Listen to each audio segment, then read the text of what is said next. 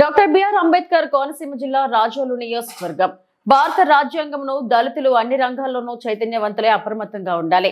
మల్కిపురం మండలం రామరాజులంక గ్రామంలోని అంబేద్కర్ స్మృతి వనంలో దళిత హక్కుల పోరాట సమితి జిల్లా మహాసభను దేవ రాజేంద్ర ప్రసాద్ ఆధ్వర్యంలో దళిత హక్కుల పోరాట సమితి రాష్ట్ర అధ్యక్షులు జేవి ప్రభాకర్ ముఖ్య అతిథిగా పాల్గొన్నారు.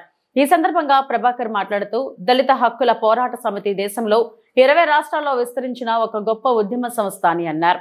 దేశంలో హిందూ మతం ముసుగులో భారత రాజ్యాంగానికి తూట్లు పొడిచేందుకు కుట్రలు జరుగుతున్నాయని, రాజ్యాంగం కేవలం దళితుల కోసమే కాదు గనక దేశ ప్రజలందరూ అప్రమత్తం కావాల్సిన సమయం ఏర్పడిందన్నారు. మనుషులను మనుషులుగా చూడని మను ధర్మశాస్త్రంను మరలా తెచ్చేందుకే ఈ కుట్ర జరుగుతుందని దుయ్యబట్టారు. సంస్కృతి ఉన్న మతం ఏదైనా ఉందంటే కేవలం బౌద్ధ మతమేనన్నారు. అందుకే ఆనాడు అంబేద్కర్ 7 లక్షల మందితో బౌద్ధ మతం స్వీకరించిన సంగతి గుర్తు చేశారు.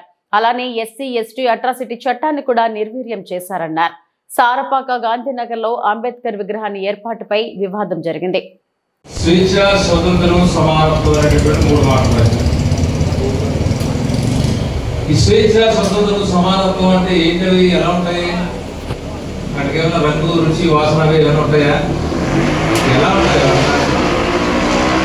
అని మనం చాలా సంవత్సరాలుగా ఏమిటి స్వేచ్ఛ, స్వతంత్రం అంటే ఏంటి, సమానత్వం అంటే ఏంటి? చాలా అన్యాయంగా మేము భావిస్తా ఉన్నాము. ఏదైతే ఉందో ఇంతకుముందు జిల్లాను ఒక యూనిట్గా తీసుకొని రిజర్వేషన్ ఇంప్లిమెంట్ చేస్తానన్నారు. ఇప్పుడేమో రాష్ట్రాన్ని ఒక యూనిట్గా తీసుకొని ఇంప్లిమెంట్ చేస్తానని అనుకున్నాను. అది ఏది సమంజసమో ఏది కాదో ఆ 1 మ్యాన్ కమిటీ ఏదైతే ఉందో మిశ్రా కమిటీని పబ్లిక్ డొమైన్లో పెట్టాలి, అందరూ చర్చించాలి, మా అభిప్రాయాలు కూడా మేము చెప్పాలా. మాకు అవకాశం లేదు, మాకే కాదు ఎన్నికైనటువంటి గౌరవప్రదమైనటువంటి ఎమ్మెల్యేలకు కూడా మాట్లాడేటువంటి అవకాశం లేదు, ఇక్కడ లేదు, తెలంగాణలో కూడా అవకాశం ఇవ్వలేదు. కాబట్టి మేము చర్చగా అవకాశం ఇవ్వాలని చెప్తున్నాం. ఆ రిపోర్ట్ ఏదైతే ఉందో పబ్లిక్ డొమైన్లో పెట్టాలా, ఆ తర్వాతే